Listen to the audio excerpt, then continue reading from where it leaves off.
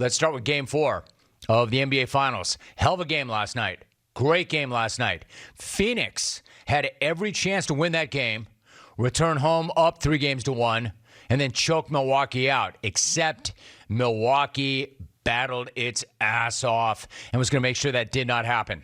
I mean, there is so much to talk about from last night's game. Devin Booker got right, hit some huge shots. Bobby Portis electrifying Bucks fans yet again. Pat Connaughton hitting a huge three. And then you have Chris Paul picking a really bad night to have a really bad night. But really, last night was about 2 moments, and 2 moments only. The 2 moments were so big, they even overshadowed Chris Middleton going for 40. And how big was he last night? Those 2 moments even overshadowed Book going for 42. And you know the moments I'm talking about. I'm talking about the Giannis moments. The one in the first quarter, and then the one in the fourth quarter. The one in the first quarter was when he subbed out just 3.5 minutes into the game. All right, kind of weird. I'll admit that, kind of weird. Even more weird when you consider it was exactly the same time that he checked out in Game 3. So, like, what's going on here? What was that about? Was it the injury? Was it the knee? Was it a tape job? Was the guy too amped up? Did he need a quick blow? And worst of all, there was some suggesting that, you know what, maybe the moment is just too big for the two-time MVP. Because that's what the hot takers and Lava Nation were going with last night. Nope. None of that. It was something totally different. He's like, what the hell do you guys call it? A tinkle. Not, I had to go relieve myself. Not, I had to hit the head. Not, I had to take a leak. Not even, I got to take a piss. None of that. Just a grown-ass man and a two-time MVP telling everybody he had to take a tinkle. Normally, you take a statement like that, especially if it's given as an excuse for coming out of a critical game in the NBA Finals. And you would just take that and you'd swat it into the 10th row and talk about how totally awkward and cringy it is. And why is an alleged badass and grown-ass man talking about tinkling? Normally, I would say that. But the thing about Giannis is he's such an amazing dude. You know, player aside, he's such a great dude. I'm actually fine with it. I mean, if it's Giannis, if it's not, you really are talking about, man, that is one of the lamest, cringiest, most awkward things an awkward adult could say. But this guy, I don't know, because it's Giannis, he makes it sound almost endearing or something. It's polite both games.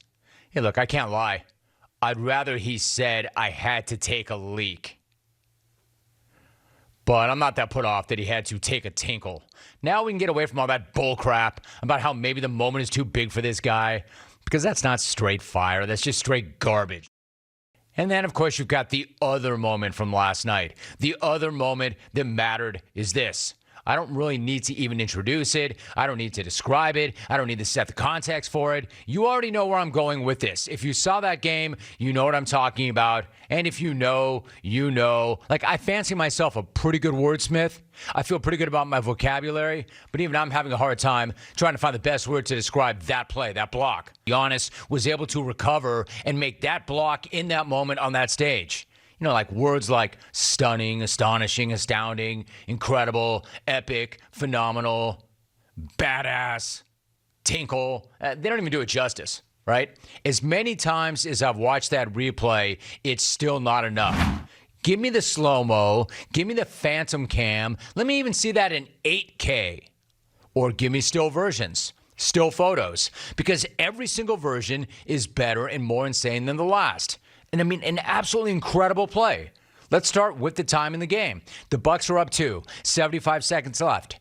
If DeAndre Ayton throws down that dunk, that game's tied, and the Suns have a really good chance to rip that game on the road. They win that game, if they do, and then they go back home with a chance to wrap this thing up in Game 5. Yeah, right. Not on Giannis's watch. That was not going to happen. He didn't just save the game.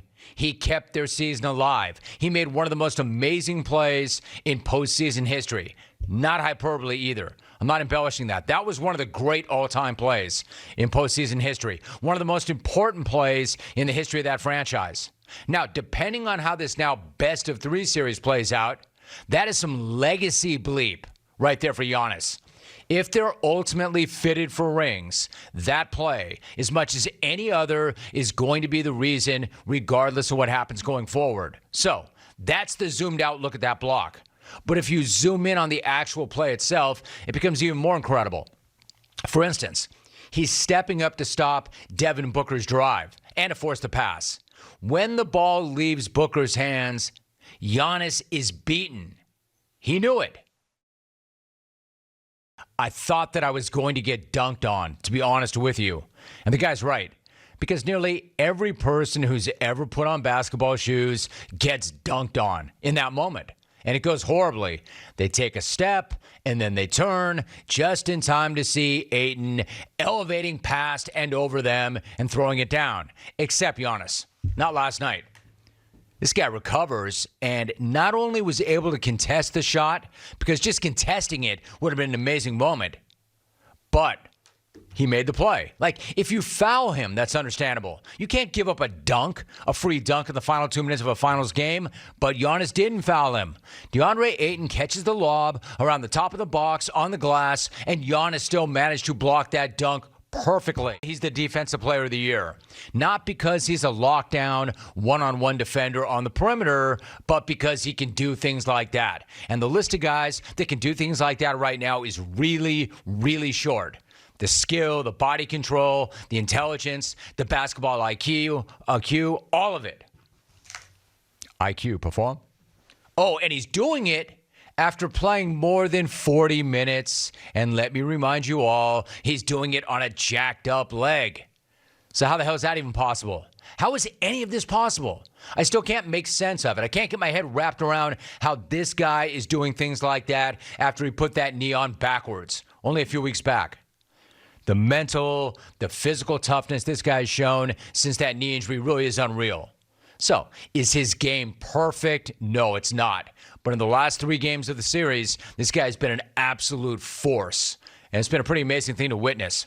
And that's not just me now. That's not just me going on and losing my mind about that dunk. Check out at Andre. Quote, that Giannis block was crazy. At King James-esque.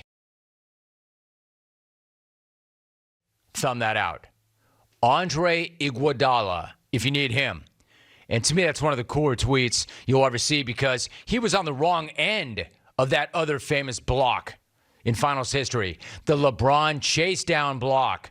And if he's putting this one up there with that, that's the highest praise you can get. And if the Bucks do win this series, it's going right next to LeBron for the biggest block in NBA finals history.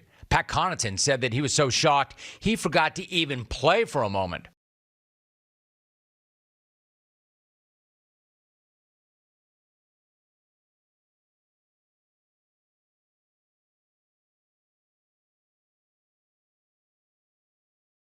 A teammate talking about he was in shock and awe. This is a teammate saying, I stopped just to watch. Pretty amazing. Chris Middleton put it this way. Talking about a guy who went off for 40. And even he said that was one of those oh bleep moments. So what about the Suns? Where does that leave them? You had a 9-point lead with a chance to go back home, finish it off, unless you have your soul snatched by Giannis. What I'm saying is, if you're the Suns, you just tinkled away a golden opportunity. Don't bounce back and rip this thing. You may always be remembered as the team that let Milwaukee run right through you as you were all out there tinkling down your leg. To point out, me and the big head nailed that. We told you yesterday. All right, so in addition to that, let's definitely hit on the game. Good news, bad news. Bad news is, well, I'll give you the good news. The good news is I did not mention the referees in the open. The bad news is I will be mentioning the referees before the end. I hate that too. It's so easy. It's so convenient. It's like the easiest way to stir the pot. Like, I don't want to be that guy, but there's no way to ignore how badly they jacked it up again. Like, I don't want to talk about them, but they're leaving me no choice.